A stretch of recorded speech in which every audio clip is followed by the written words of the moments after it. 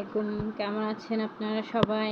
আমি আজকে ক্লাস 5-এর বাংলা কুটির শিল্প 57 পৃষ্ঠা পাঠ 11 নিয়ে আসলাম। এটা আমি এখন রিডিং পড়ায় শুনবো।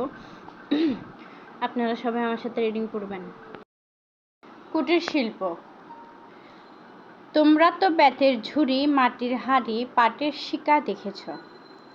এক সময় বাংলাদেশের গ্রামের কুটিরে এসব জিনিস হাতে বানানো হতো।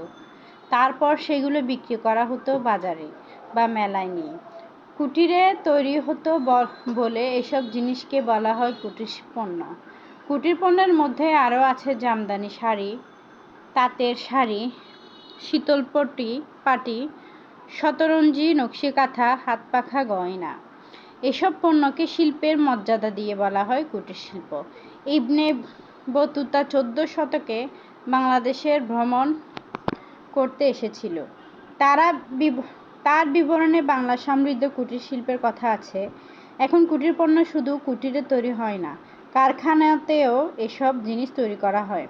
এই দেশের কুটির শিল্পের কোনো পণ্য পৃথিবীতে বিখ্যাত হয়েছিল।